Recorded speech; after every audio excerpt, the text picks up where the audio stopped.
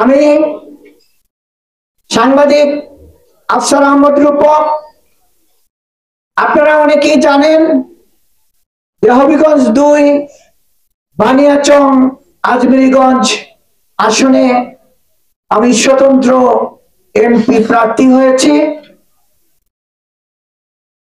একজন মানুষ স্বতন্ত্র এমপি প্রার্থী কেন হয়, এই কারণ আমি আপনাদের সামনে ২-৪ মিনিটে ব্যাখ্যা করছি। যে আমি তো যে কোনো দলের প্রার্থী হতে পারতাম, কিন্তু কেন হইনি। আপনারা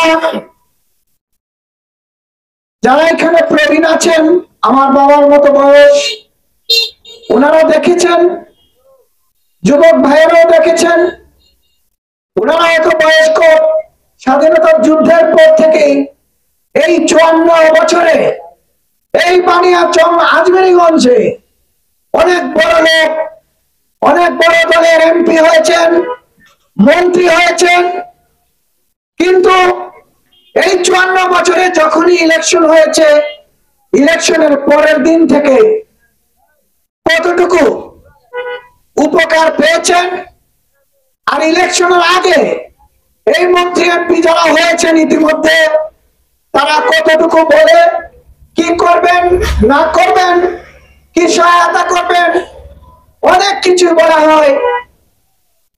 অনেক কিছু বলতে আমি কিছু ব্যাখ্যা করছি যে এই সড়ক বানিয়ে দেবো, স্কুল বানিয়ে দেবো, কলেজ বানিয়ে দেবো, এই দেশের মানুষকে গরিব রাখবো না, সবাই ধনী হয়ে যাবে, এই ধরনের অনেক আশ্বাসই দেওয়া হয়। কিন্তু যখন ইলেকশন চলে যায়, ওই বসন্তের কুকিলরাও ইলেকশনের পথেই হেঁটে চলে যায়।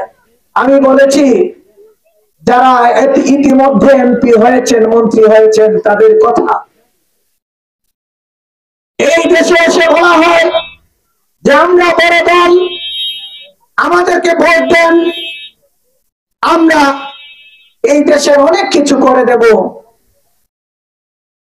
তারপরে কি পান আপনারা আমার চেয়ে ভালো জানেন, কারণ আমি বানিয়াচং আজমিরীগঞ্জে সব সময় থাকি না, আমি ঢাকায় থাকি। এই জন্য আপনারা আমার চেয়ে ভালো অভিজ্ঞতা যে এই ইলেকশনটা যে আসে, ইলেকশনের আগে এবং পরে কি হয় আপনারা জানেন। তাহলে স্বতন্ত্র আমি কেন দাঁড়িয়েছি এই বানিয়াচং আজমিরীগঞ্জে, আপনাদের মতো আমারও মনের একটি জেদ আছে যে যদি বারবার এত বড় দল বলে, এত বড় প্রার্থী বলে ভোট দিয়ে তারপরে আর দেখা না পাওয়া যায়, তাহলে আমি আমার ভোটটা কেন ওই বড় দলকেই দেব, ওই বড় প্রার্থীকেই দেব। আমি এই জন্য আপনাদের জনতার পক্ষে দাঁড়িয়েছি, জনগণের পক্ষে, মানে স্বতন্ত্র। এবার আমি আপনাদের জনগণের, আপনাদের আমি স্বতন্ত্র মানে হলো জনগণের। যে বড় দল দেখেছি সারা জীবন, এবার জনগণের একজন নিজস্ব এমপি দরকার।